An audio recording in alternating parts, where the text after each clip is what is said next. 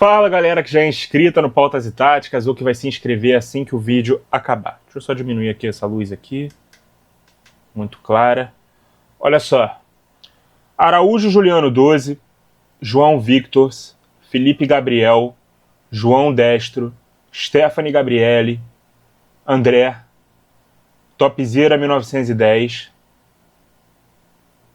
Gabriel Baltazar. E também vou estender ao Almeno Campos, que não mandou pergunta nessa semana, mas frequentemente ele manda. Muito obrigado, cara, que vocês participam sempre do quadro da caixinha. Vocês estão carregando esse quadro nas costas. Vocês estão representando 21.300 inscritos que tem aqui no canal. Um pouquinho mais do que isso. Além deles, mandaram pergunta o João Matias e o Thor Carvalho, que eu não sei se já participaram alguma outra vez, mas eu não me lembro, né? Esses são os inscritos, né, os espectadores do canal, os seguidores do @Pautas e Táticas que mandaram pergunta. Eu não vou pedir mais para novas pessoas mandarem perguntas, porque é cansativo. Todo vídeo aqui de caixinha tem 150, 200, 200 e pouquinhas visualizações, e cadê esse pessoal todo mandando pergunta? Não manda, eles não interagem, vocês só querem assistir, vocês não querem participar, então eu tô percebendo que eu tô sendo chato pedindo uma coisa que vocês não querem. Então, assim, por respeito à galera que sempre participa, que sempre manda, eu vou manter o quadro da caixinha, mas eu não sei por quanto tempo, beleza? Porque a proposta desse quadro aqui é a gente ter uma interação maior, ter uma participação maior do público também, trocando essa ideia comigo. Mas uma parcela muito pequena do público, e repito, que eu dou muito valor e que eu agradeço de coração estar mantendo esse quadro aqui vivo no canal. Tenho um respeito muito grande por eles, mas é uma parcela ainda muito pequena, né, dos inscritos do canal e da audiência que regularmente esse tipo de vídeo tem, tá participando. Então eu entendo que a maioria da galera aí não deseja participar, né? Então eu não vou pedir mais. Não vou pedir mais pra galera participar. Quem quiser participar já sabe qual é o caminho. @Pautas e Táticas no Instagram. Segue lá, se quiser também, né? E fica atento lá aos stories, porque vai ter lá as caixinhas, né? Normalmente na quinta-feira, que o vídeo sai na sexta-feira. Agora, para reclamar, vocês são uns leões. A iluminação tá assim, o áudio tá assado, a qualidade da câmera, o cenário, não sei o quê.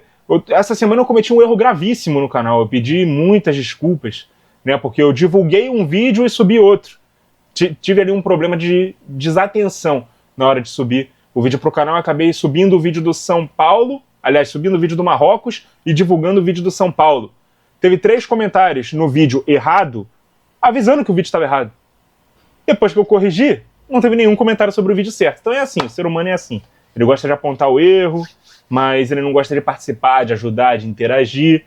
E é triste, cara, é lamentável. E é lamentável que eu esteja falando isso aqui no começo do vídeo, mas eu precisava fazer esse desabafo, beleza? Então eu não sei por quanto mais tempo a caixinha vai ser mantida no ar, mas por respeito a esses 8, 10 aqui nomes que eu falei, nem sei quantos ao certo são, eu vou manter ainda por um tempo, porque eles estão sempre aqui. Então muito obrigado a todos vocês que participam da caixinha, beleza? Vocês são os heróis.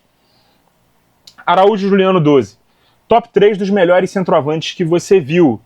E tá vendo? São perguntas assim que, poxa, tem vídeo no canal, né? Eu fiz aqui o top 10 dos melhores jogadores em todas as posições que eu vi, inclusive dos centroavantes. Os primeiros lugares ali naquela lista foram o Ronaldo Fenômeno, o Romário, que eu até ressaltei, eu não vi o auge do Romário, o grande Romário nos anos 90, mas conhecendo a história do Romário, vendo o Romário, sabendo do tamanho que ele tinha, representatividade que ele tinha, né, mesmo no fim da carreira, eu me acharia muito desrespeitoso não colocar o Romário nas 3 primeiras posições. E o Thierry Henry, que é o meu grande ídolo aí, né, ficou ali no 3º lugar. Então esses são os 3 melhores centroavantes que eu vi jogar, beleza? E para quem não viu aí essa playlist, top 10 ali de todos os jogadores que eu vi jogar por posição, beleza? Mais uma aqui do Juliano. O que faltou para o Brasil na Copa de 82 para ser campeão? Foi um volante de contenção? Não só um volante de contenção, né? Eu acho que faltou um time mais equilibrado, né? Inclusive, a equipe jogava nas eliminatórias num 4-3-3 sem esse volante de contenção, né? Toninho Cerezo era aquele volante ali que ficava, né, por trás dos meias, mas tinha um ponta-direita. Era um 4-3-3 que foi mudado na Copa para um 4-2-2-2, com o Éder de ponta esquerda e não como segundo atacante, e não tinha um ponta direita. Então o Zico e o Sócrates tinham que ficar ali se revezando para fazer a direita. O Leandro era um lateral que subia muito pro ataque. Aí, enquanto ele fazia esse papel de ponta, né, subindo, acabava desguarnecendo a defesa. Então faltou um time mais equilibrado. Era muito talento reunido, mas faltou um equilíbrio tático ali para fazer a equipe funcionar coletivamente melhor, beleza? Terceira do Juliano. Lautaro Martinez é melhor segundo atacante que centroavante? Sem dúvida. Lautaro Martinez é um segundo atacante, ele não é um centroavante. Você pode ver que ele sempre jogou melhor ao lado de um centroavante, ao lado do Lukaku, ao lado do Dzeko, ao lado do Marcos Thuram. E sempre que ele jogou de centroavante, de costas para o gol, né, entre zagueiros, ele se viu limitado. É o grande problema, né, do futebol moderno de ter matado, digamos assim, né, o segundo atacante, ou não estar utilizando tanto assim o segundo atacante em esquemas com dois atacantes. Fazer ele ter que se adaptar, ou jogando centralizado de costas, ou aberto mais longe do gol. É um cara que tem que jogar próximo do gol, mas com mais liberdade de movimentação, flutuar ali por todo o ataque. Então por isso ele rende melhor, porque ele é segundo atacante. Ele não é centroavante, beleza?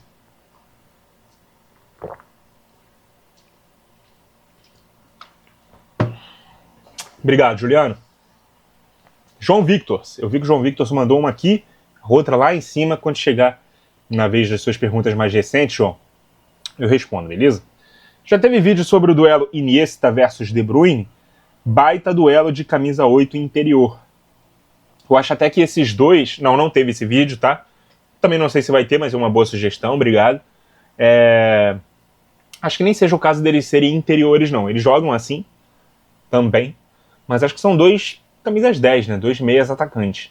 Por mais que o gol, né, não seja uma das maiores virtudes deles, mas o passe, a assistência, no caso do Iniesta até o drible, e do De Bruyne também a condução de bola, né? É uma grande virtude, um grande fundamento que ele domina aí mais do que a entrada na área, a finalização.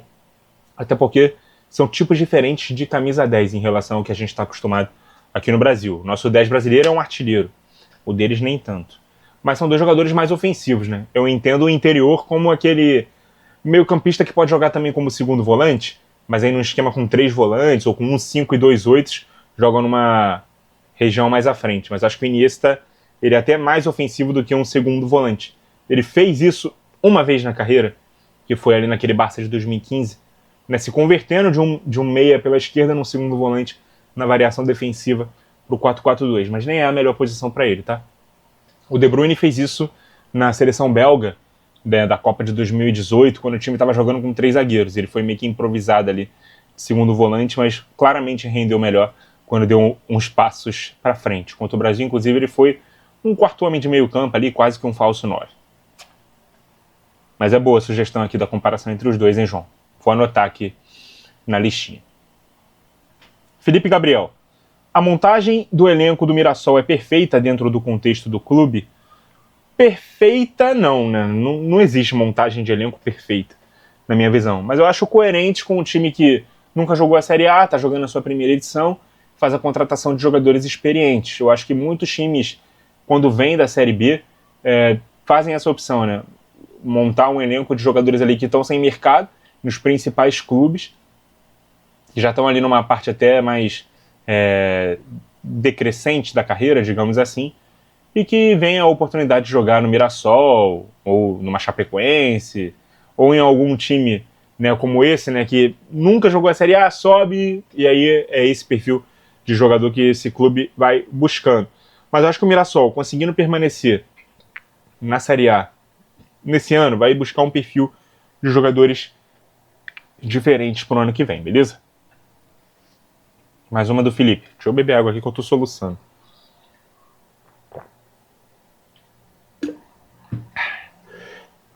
Gustavo Scarpa é o Coringa do Cuca? Cara, é um jogador versátil, e todo jogador versátil tem a sua versatilidade explorada pelo seu treinador. Scarpa pode jogar aberto, pelos dois lados, centralizado, como é a posição de origem dele, como lateral, como ala, às vezes até de segundo volante. Então, todo jogador que tem essa virtude da versatilidade tem que ter isso aí bem explorado, né? Porque é uma vantagem ter jogadores multifuncionais desse jeito, beleza? Nesse atual elenco do Atlético, ele é certamente jogador mais versátil, mais polivalente do grupo. Mais uma do Felipe. Como a mudança de Christian de segundo volante para a ponta direita mudou o Cruzeiro e seu jogo? Não acho que tenha sido isso que mudou o Cruzeiro e o jogo do Cruzeiro. O que mudou foi a chegada do Leonardo Jardim, que montou um time mais competente. O Christian é um jogador de chegada na área, de velocidade, também tem a virtude de jogar aberto. A gente tem alguns meio-campistas que têm essa virtude, né? O Valverde lá no Real Madrid, se a gente for trazer aqui para o futebol brasileiro, o Tietê do Vasco consegue jogar aberto, o Alan do Botafogo consegue jogar aberto, mesmo sendo segundo volante. Então são jogadores que têm essa disciplina para poder fazer o vai e vem e têm a virtude ofensiva de também atacar, né? Então são caras que não somente marcam ou sobem para entrar na área de vez em quando, são jogadores que têm esse pulmão, né, de ser esse box-to-box mais aberto, né, fazendo mais esse vai e vem no corredor. São jogadores mais disciplinados para poder fazer essa posição. E aí o Christian encaixou muito bem no time do Cruzeiro jogando nessa posição. Eu não creio que tenha sido essa mudança de posição que fez o Cruzeiro mudar da água para o vinho, não, tá? Mas é claro que ele encaixou melhor do que outros nomes, até mais badalados do que ele. Obrigado, Felipe. João Destro. O Sócrates foi superestimado pelo extracampo ou realmente foi um baita jogador? Meus amigos rivais juram que foi um comum da bola. Eu não vi o Sócrates jogar, né? A gente fala mais pelo que analisa mais pelo que a gente ouve e tal. E, pô, o cara é um dos maiores ídolos do Corinthians, se não for o maior. Além de ser um grande líder em campo. Mas eu não pude vê-lo, né? Não pude ver partidas, né, inteiras dele para poder responder essa pergunta de uma forma mais incisiva e mais assertiva, com mais certeza, beleza? Infelizmente. Mas obrigado, João. Stephanie Gabriele, 989. Para você, quais foram os 3 técnicos mais influentes do futebol? Não lembro se eu já respondi essa pergunta, mas certamente respondi algo parecido, Stephanie. Cruyff, Mitchells e Guardiola. Ou pela ordem, Mitchells, Cruyff e Guardiola. Acho que são os 3 mais influentes, cara. São, inclusive, da mesma estirpe, né? Mesmo estilo de jogo, mesma escola tática e tal. Né? A escola holandesa-espanhola. Que teve ali o senhor Nascedouro no Barcelona. No Ajax e posteriormente no Barcelona. Eu acho que são os 3 técnicos mais influentes. Mais uma aqui da Stephanie. Para você, quais os 3 jogadores mais influentes do futebol? Para mim, o Cruyff é a pessoa mais influente do futebol, né? Porque ele é, com certeza, um dos técnicos mais influentes e também um dos jogadores. Mas, além dele, o Pelé, certamente. O Pelé, ele é o cara que é a cisão do que era o futebol e o que se tornou o futebol, principalmente nas questões técnicas e físicas, tá? Não tanto na questão tática como foi o Cruyff, mas o Pelé, ele era muito impressionante enquanto atleta fisicamente falando, e tecnicamente ele mostrou que o talento dele era muito acima dos demais, né? Então, a partir do Pelé, né, o futebol se torna outra coisa. Então a influência que ele tem para o jogo é incomensurável. Aí vem o Cruyff também, muito influente. Cara, um terceiro nome é difícil. A gente tem alguns nomes que são ali determinantes para mostrar como a posição que eles jogam especificamente vai mudar. Eles são a personificação da mudança dessas posições. Por exemplo, o Ronaldo, o Romário, eles meio que mostraram para o mundo a necessidade do centroavante também ser um cara mais independente. Um cara que quando recebe a bola no meio campo, ele consegue se virar sozinho, ele tem arrancada, tem drible, tem velocidade, né? Ele consegue ser um cara que não apenas depende do entorno para poder marcar os seus gols. E a partir daí, outros atacantes foram formados dessa forma, né? Michael Owen, o próprio Thierry Henry, se a gente for pegar para eras mais modernas, o Luis Suárez, o Sérgio Agüero, são atacantes dessa característica. E aí a gente tem os goleiros, né? O Vitor Valdez, o Neuer. Claro que eles não são os primeiros a jogar com os pés. O próprio Rogério Ceni já jogava assim com os pés. René Higuita jogava com os pés, enfim. Mas a gente tem ali alguns nomes de posições específicos que meio que personificam a mudança geral da posição. Mas assim, eu vou ficar principalmente com o Pelé e o Cruyff, tá? Como esses grandes entusiastas. Se a gente for falar da posição de lateral, o Newton Santos, por exemplo, foi o cara que ajudou a dar uma virtude ofensiva aos jogadores que eram só defensivos, eram marcadores de pontas. E aí a ofensividade do lateral passou a ser algo tão latente que muitos laterais foram formados sendo melhores atacando do que defendendo. E durante muito tempo, em muitas culturas, inclusive na nossa, aqui no Brasil, vou colocar o Newton Santos como esse terceiro nome, tá? A gente abriu mão dos pontas, porque as jogadas pelos lados ficaram sendo só dos laterais. Então vou colocar o Newton Santos aí como esse terceiro nome aí na influência, tá? Mas ele é um pequeno exemplo de como ele foi influente para mudar uma posição especificamente, não o jogo como um todo, como foi o Pelé e o Cruyff, tá? A terceira da Stephanie.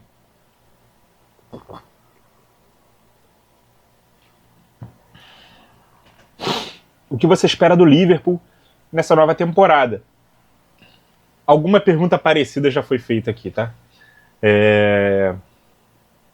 O Liverpool, ele montou um time forte, né? Ele ainda tá tentando ali uma última peça no ataque, talvez, ou vai aproveitar o Gakpo mesmo ali pela esquerda, já que perdeu o Luiz Dias, né? O Wirtz, será que vai se encaixar no meio campo? O time vai jogar com o meio campista a mais? Ou alguém vai perder vaga para ele entrar? Ou será que ele vai realmente jogar também aberto? Não sei, mas o time é forte, né? O Frimpong também chegou no time, não sei se ele vai jogar como lateral, não sei se o time vai passar a jogar com 3 zagueiros para ele ser o ala, ou se ele vai realmente ser o ponta que ele é, né, de origem. Então assim, eu espero o Liverpool muito forte, brigando pelo título da Premier League de novo, talvez não tão, né, impositivo e sobrando como foi na última temporada, e também fazendo uma Champions digna, talvez chegando até mais longe do que nessa temporada, onde ele fez, se não me engano, a melhor campanha, né, da fase de Liga e acabou caindo precocemente nas oitavas de final. Obrigado, Stephanie. Aqui as outras duas perguntas do João Destro, ou mais uma pergunta, né? Acho que mais uma. É necessário no fute atual todo time ter um jogador estilo pitbull, marcador porradeiro, nem que seja para entrar no fim e segurar o jogo, ou isso é coisa do passado? Não, não é necessário, mas é bom ter, né, para dar mais solidez ao meio campo, para dar mais proteção à zaga, mas dá para jogar sem essa figura, tá? E eu acho que é uma coisa que, se já foi necessidade um dia, no futebol moderno não é mais. Eu acho que se exige muito mais, principalmente dos jogadores mais defensivos, que eles também saibam jogar um pouco mais com bola. Então, se esse cara que é só marcador, só protetor de defesa, né, isso não cabe mais. O cara pode ser muito bom nisso também. E aí pode ter atrelado a isso também uma boa qualidade técnica para sair jogando. Eu acho até que é mais fácil hoje você encontrar, né, volantes cada vez mais técnicos do que esse tipo de volante que é mais marcador. É sempre bom ter um jogador mais marcador, mas não é necessário começar todo o jogo com um jogador com essa característica, beleza? Não sei se tem mais sua, João. Se tiver, a gente vai subindo depois. André, a coisa mais idiota que você faz por clubismo. Exemplo, eu não canto camisa 10 com a letra certa. Coisa mais idiota que eu faço por clubismo?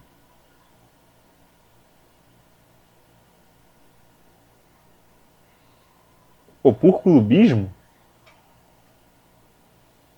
Não sei se por clubismo, mas eu tenho algumas superstições, né? Por exemplo, eu não gosto de ver jogo do Botafogo em casa com a camisa do Botafogo, porque toda vez que eu fiz isso na minha infância deu azar. Toda vez que eu estava fora de casa e eu via o jogo do Botafogo pelo rádio, também na minha cabeça deu azar. Eu tinha que acompanhar pelo tempo real do Globoesporte.com. Superstições, o cara torcedor tem a sua, o botafoguense tem demais, mas não é por clubismo, é por superstição. Eu entendi a pergunta desse jeito, André. Eu não sei se eu faço alguma coisa idiota por clubismo, não, tá? A segunda aqui do André. Você perde 2 centímetros de peça mas seu time ganha Libertadores e Brasileiro. Faria o acordo? Não. Meu time ganhou a Libertadores e o Brasileiro ano passado e continuei com a peça do mesmo tamanho. Não, tá doido? Tá maluco? 2 centímetros faz diferença, parceiro. Você tá maluco? E a terceira do André. Sua música relacionada ao futebol favorita? Ah, mano, eu vou falar a música de torcida, minha música de torcida favorita, né? A minha música do Botafogo favorita é aquela. Os jogadores vão e vêm, mas você nunca está só. Sua torcida te quer bem, não te abandona na pior. Põe a alma e o coração, que estaremos com você. Vamos, meu fogão, pra ser campeão. Hoje temos que vencer. Minha música da torcida do Botafogo preferida é essa, beleza? Valeu, André. Topzera 1910. Por que times pequenos da Europa têm campos incríveis e grandes daqui não conseguem ter? É o clima de lá? Eu acho que é mais uma questão de padrão, né? Exigência da liga, que exige esse padrão. Vai ter um vídeo na semana que vem em que a gente vai falar sobre gramados, tá? Um spoiler aqui, que vocês não estão merecendo, mas eu já estou dando aqui esse spoiler. Vai falar a discussão aí sobre os gramados brasileiros, né, a questão do sintético. Vamos debater aqui no canal na semana que vem. Mas, cara, lá nas ligas europeias, elas determinam um padrão, tanto de qualidade, quanto de dimensão, quanto de tipologia do gramado, altura, se é maior, se é menor, se é mais largo, mais estreito. Tem todo um padrão. E quem estiver fora desse padrão não pode mandar os jogos naquele estádio. Então essa exigência de um padrão faz com que todos os times, que também têm mais potencial financeiro, né, cuidem melhor dos seus gramados. Aqui a gente não tem liga, aqui os clubes são quebrados, aqui a gente não tem padrão nenhum, então todo mundo faz as coisas à la vontade e por isso muitos dos nossos gramados são ruins, beleza? Fora a diferença climática também que você levanta a bola aqui, né? Aqui a gente tem muita chuva, a drenagem não é das melhores, alaga, os campos são esburacados, alguns têm areia ali para tampar imperfeições do gramado. Aí faz muito sol também, a grama queima, né? Fica sem a irrigação feita da forma correta. Alguns estádios não são nem pertencentes aos clubes que mandam os jogos neles. Aí fica um empurrando para o outro qual é a responsabilidade de administrar o estádio. Então tudo isso influencia, beleza? Mais uma aqui do Topzera. O que você gostaria de ver na imprensa, mídia daqui, e o que te desagrada e que você acha que deveria mudar? Cara, o que eu gostaria de ver... Eu gostaria de ver uma galera mais nova, cara. Mais oportunidade pra galera que vem realmente fazendo um bom trabalho. E aqui eu não tô nem fazendo, né, mexendo o meu trabalho especificamente, não. Mas a gente vê, por exemplo, vai abrir aí agora, ou abriu essa semana, e tá pra entrar no ar aí, uma emissora de esporte, 24 horas, na TV aberta. E os nomes que estão sendo especulados para estar nessa TV é a galera que a gente já conhece. É Mauro Betting, é Marília Ruiz, é Milton Leite, é Jorge Nicola, é Felipe Facincani. São caras que já são figurinhas carimbadas. Eu tô sentindo falta de gente na frente da tela nova, sabe? Figuras novas, mais experiência, mais coragem para poder apostar nessa galera. Eu sei que o jornalismo esportivo é muito concorrido, tem muita gente que trabalha fora das câmeras e precisa mostrar talento, né, e confiança para os diretores para poder ir para frente da câmera depois. Tem a galera que começa como repórter e depois vai para comentarista, vai para o estúdio e tal. Enfim. Tem uma galera que também é mais tímida, né, para fazer esse tipo de trabalho na frente da câmera, mas hoje em dia, onde a gente tem empreendendo na frente das câmeras, falando muito bem na internet, eu tô sentindo falta de uma importação maior dessa galera que é descoberta na internet para poder participar, né, das emissoras e tal da TV. Agora, é meio que a mesma pergunta, né? O que eu acho que deveria mudar? Isso. O que eu gostaria de ver e o que eu acho que eu deveria mudar. É basicamente a mesma coisa. Gostaria de ver uma galera nova aparecendo na frente da telinha, beleza? Não sempre os mesmos nomes. Gostaria que mais nomes fossem revelados aí. Se bem que a internet hoje é bem mais democrática e talvez até mais assistida do que a televisão aberta e até os programas de debate nos canais esportivos, de TV paga e tal. Porque, por exemplo, eu tenho falado sobre isso, né, né, com alguns amigos meus e tal, em alguns debates sobre o assunto também, porque eu sou jornalista e muita gente me pergunta sobre isso. Cara, será que o jornalismo ele vai perder espaço para os influencers de futebol? Eu acho que já está perdendo um pouco, porque você liga numa televisão, num Sport TV da vida, aí tem lá um programa de 3 horas de duração. Os caras ficam discutindo 1h30 sobre o jogo do Flamengo, o jogo do Corinthians ou algum clássico da rodada, para depois falar 20 minutos rapidinho sobre o teu time. Você vai esperar ele falar 20 minutos sobre o teu time, depois de falar 1 hora sobre um time mais popular, ou o jogo mais importante da rodada? Ou você vai ligar no YouTube e assistir um influencer do teu time e falar 100% com a visão de torcedor sobre o seu time? Às vezes o cara trabalha como influencer de um time específico, mas ele é formado em jornalismo. Ele tem a profundidade dentro daquilo que ele está falando. Não necessariamente ele vai ser clubista. E mesmo se for, se você gosta desse tipo de trabalho e consome, você quer também ter uma visão mais clubista, né? Uma visão de torcedor. Então, eu acho que o pessoal está indo mais por esse segundo caminho, né? De consumir aquilo que interessa a ele, né? É um conteúdo mais personalizado e menos com base nos números, na audiência, no que o tamanho da torcida ou a importância do que diz a tabela do campeonato, né, demanda como mais urgente ou mais apelativo para aquele momento. Então eu acho que isso tem mudado bastante. E vamos ver, cara, qual vai ser o futuro aí do jornalismo esportivo brasileiro. Mais uma aqui do Topzera. Melhores documentários que você já assistiu sobre futebol. Recomenda uns pra nós. Tamo junto, Topzera. Eu já falei aqui alguns deles, né? Cara, o doc do Maradona. Não é nem um doc, né? Tem um doc também, mas tem uma série que tem ali algumas imagens, né, reais, né, do Maradona, mas algumas histórias também são interpretadas por atores argentinos.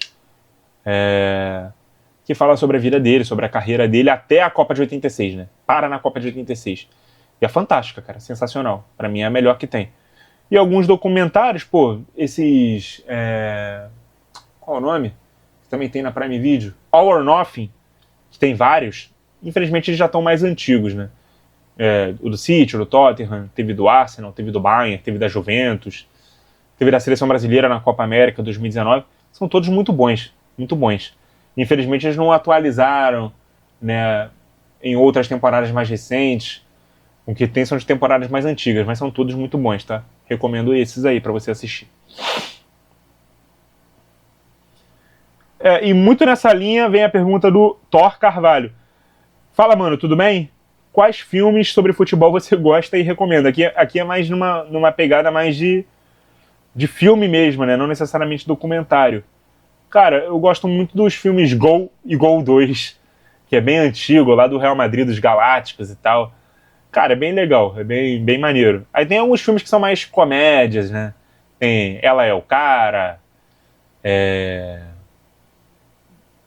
Tem outros que eu não vou me lembrar o nome exatamente.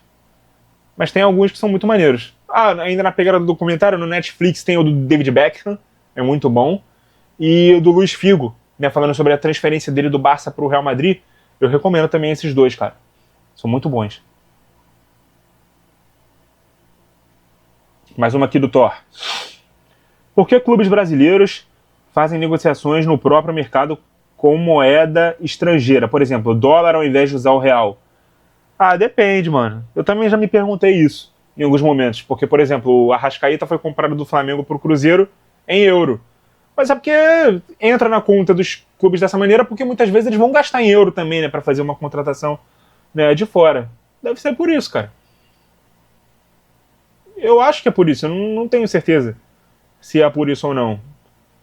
Mas me incomoda, por exemplo, quando a gente vê notícias sobre transferências de jogadores na Europa e os valores estão noticiados em real. E é uma negociação entre dois clubes europeus. Ou uma negociação entre dois clubes estrangeiros, que seja, que a transação não é em real, mas a notícia está com o valor convertido só para impressionar mais. Uau! O reforço que o Chelsea contratou do Benfica por 400 milhões de reais. Ele não pagou o Benfica em real. Pô, coloca o valor em euro, tá ligado? né? Mas aqui no Brasil realmente acontece bastante. Os caras pagam as cifras, né, das contratações em euro ou em dólar. Para mim a única explicação é isso, cara, porque depois eles vão gastar em euro ou em dólar, então já deixam dessa forma mesmo, já noticiam dessa forma mesmo, para ser mais fácil, eles não têm o trabalho ali de ficar convertendo. Aqui a segunda do Thor. Tem algum torneio extinto que você gostava? Por exemplo, a Taça Rio-São Paulo? Eu peguei pouco da Taça Rio-São Paulo. Eu vi poucas edições, né?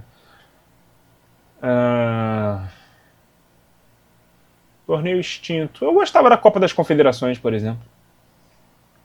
Prefiro a Copa do Mundo de clubes. Mas eu gostava da Copa das Confederações, era legal. O único que me veio à cabeça aqui agora, de torneio extinto, que não existe mais. E eu sinto falta de como era o antigo Campeonato Carioca, cara. Mas aí é mais uma questão de... o nível dos times mudou, principalmente dos times aqui do Rio. Estão competindo mais em esfera nacional e continental. Então o estadual daqui acabou perdendo importância. Mas, pô, ali nos anos 2000, até o comecinho dos anos 2010, o Carioca era uma competição super importante. Eu sinto falta de como os times lidavam com aquela competição. Mas não é como se o campeonato fosse extinto, né? É mais uma questão de como ele se transformou e se tornou o que é agora. Minha resposta vai ser só a Copa das Confederações mesmo. Aqui é outra do Thor. Você já viu algum jogador que era tão ruim que se questionou como esse cara virou profissional? Ah, bastante. No Botafogo, então, puta que pariu. Nossa senhora, só não vou citar nomes aqui pra não ser desrespeitoso, deselegante, até porque quem sou eu, né? Pra ficar criticando outros jogadores. Eu sei que eu não sou lá isso tudo jogando bola, mas, cara, tem uns caras que a gente pensa, meu Deus, mano. Tudo bem, ele chegou no profissional, algum diferencial ele tem, porque o funil é muito apertado pra passar. Mas ele, perto dos outros profissionais que são muito melhores, nossa senhora, tem vários, tem alguns nomes, tá? Valeu, João. O João não, foi o Thor Carvalho. O João fez mais perguntas aqui. Eu tinha certeza que o João não ia mandar uma só. Qual jogador te fez pensar? Esse entende de tática? Felipe Luiz. Felipe Luiz, quando jogava, ele fazia comentário, principalmente na pandemia, que a gente não tinha torcida nos estádios, a gente ouvia o que os jogadores estavam conversando. Tem uma declaração até do Eduardo Barroca, né, treinador, que ele fala, né, o que o Felipe Luiz falou, né, no momento que o jogo para e ele vai arremessar um lateral e ele faz a leitura certinha do que o Barroca montou no time dele, se eu não me engano. Ele estava no Coritiba na época. Ele faz uma leitura muito correta, né, do que está acontecendo em campo. Um cara muito inteligente. Mais uma do João aqui. João Victors. Já pensou em ter um livro sobre tática, futebol, para ajudar os brasileiros a terem o hábito de ler? Cara, eu acho que material desse tipo não falta. Eu acho que não é isso que faria ou não o brasileiro ter o hábito de ler, até porque, repetindo, quem sou eu, né? Mas eu não tenho esse cacife todo, essa experiência toda. Eu sou um eterno aprendiz, cara. Eu estudo muito ainda, leio muito, aprendo muito até para poder fazer os vídeos, fazer as análises. Aprendo muito com cada inovação tática que aparece, cada time que eu analiso e eu vejo os porquês das coisas e entendo por que o técnico está fazendo isso ou aquilo, ou deixando de fazer isso ou aquilo, a gente aprende mais também. Então eu não tenho essa bagagem toda para poder escrever um livro sobre futebol ou ensinar. O que eu fiz, a minha contribuição foi montar um curso de análise tática, né, para ajudar as pessoas a começarem a ter uma noção, né, de como se analisar taticamente um jogo. Mas escrever um livro ainda não me passou pela cabeça, não. Mas já montei o curso, que era uma coisa que também eu nunca pensaria, principalmente por ser filho de uma professora, ser sobrinho de outra professora, e pensar que um dia, eu que nunca pensei em ser professor, estaria dando aula de alguma coisa, principalmente sobre futebol, foi algo surpreendente, ousado, corajoso, que eu tirei do papel e fiz. E já foi assim, uma coisa que quando eu olhei o resultado final, eu fiquei muito orgulhoso. Inclusive, para quem quiser, chama lá no Instagram, @pautas e táticas, e adquira o nosso curso aí de análise. Valeu, João. Gabriel Baltazar. Qual função tática do Martinelli? Vejo como segundo volante, mas o Transfer Market diz que é primeiro. Ele pode fazer as duas, tá, Gabriel? E depende muito da companhia dele. Quando ele jogava com o André, que é primeiro, ele era segundo. Jogando ao lado do Hércules, por exemplo, aí ele faz a função do primeiro, porque o Hércules é o segundo. Então depende. Se ele tá jogando com um cara mais marcador, ele se solta mais. Se é um cara mais solto, ele fica um pouco mais preso como primeiro homem, beleza? Ele faz muito bem as duas funções. É tipo o Marlon Freitas, faz também bem as duas funções. Mais uma do Gabriel.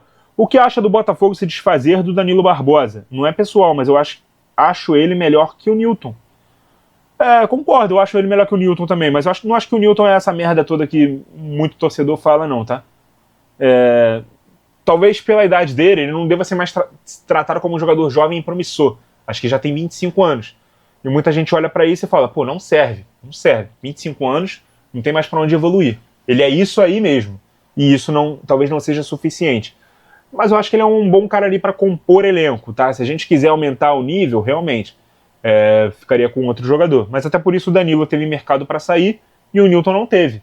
Concordo que o Danilo seja melhor, até porque o Danilo poderia jogar até como zagueiro. E há uma lacuna no elenco do Botafogo hoje, a escassez de zagueiros destros. O Bastos está há muito tempo machucado.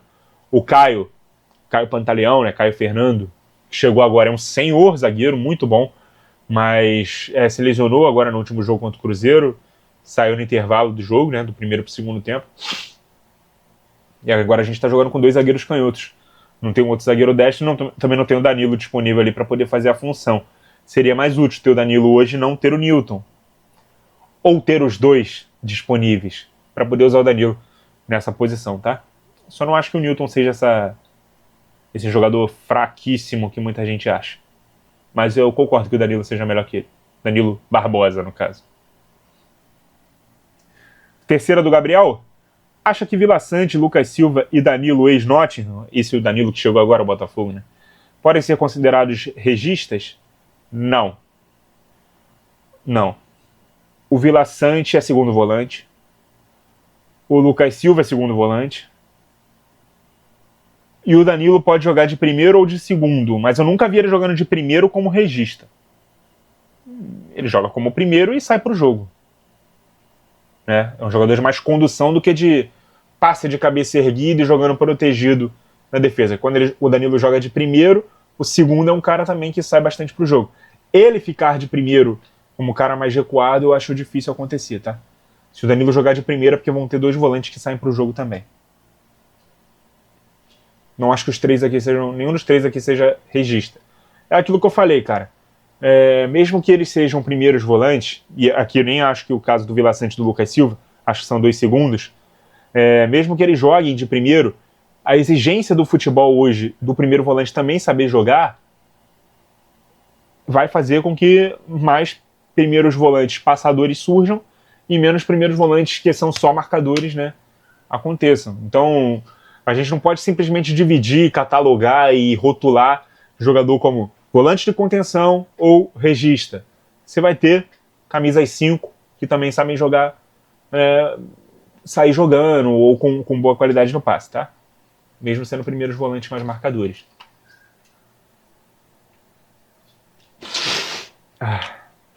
Hoje eu tô todo ruim, mano. É nariz estupido, é dor de garganta, é sede, é soluço. E eu começando o vídeo mal-humorado. Tô na merda hoje. E aparentemente aqui a última pergunta é do João Matias, que aparentemente é português, né? Pela forma como ele escreve aqui, né? Que equipa europeia o entusiasma mais para acompanhar esta época de 25-26? No sotaque português? Que equipa europeia o entusiasma mais para acompanhar esta época de 25-26? Obrigado, João. Cara, eu tô curioso para ver esse Real Madrid do Xabi Alonso. Principalmente. E o Liverpool como vai se remontar também, né? Com essa mudança aí de peças aí, principalmente no ataque, mas o Real do Xabi é o que me desperta mais curiosidade, tá? Por ser o time aí dos maiores e mais ambiciosos e candidato a coisas grandes da temporada, o único que trocou aí de treinador, eu tô muito curioso para saber como é que vai ser as atuações aí do Real Madrid ao longo da temporada. Deixa eu ver se tem mais perguntas. Obrigado aí, João. João Matias. Deixa eu atualizar aqui para ver se tem mais. Tem mais, chegou mais uma, do Suricato 0012. Você prefere ganhar R$1 bilhão ou ver o Botafogo ser campeão mundial? Difícil, hein? Pô, mano. Acho que eu prefiro ganhar R$1 bilhão. Desculpa aí, Fogão, mas R$1 bilhão resolve minha vida. O Botafogo ser campeão mundial pode acontecer comigo pobre. Eu acho que é mais difícil eu ganhar R$1 bilhão do que eu ver o Botafogo ser campeão mundial algum dia na minha vida. Boa frase, inclusive, pra thumb do vídeo, vai ser essa. Eu prefiro ganhar R$1 bilhão. Prefiro ganhar R$1 bilhão. Porque resolveria a minha vida, tá? Prefiro ganhar R$1 bilhão. Mas é uma boa pergunta, tá? Me colocou pra pensar, mas eu achei uma resposta convicta. Eu prefiro ganhar R$1 bilhão do que ver o Botafogo ser campeão mundial. Vou até atualizar de novo, porque de repente numa dessas o Suricato mandou mais uma pergunta. Não, essa era a última mesmo. Então, galera, vou pedir desculpa porque eu subi o tom no começo do vídeo.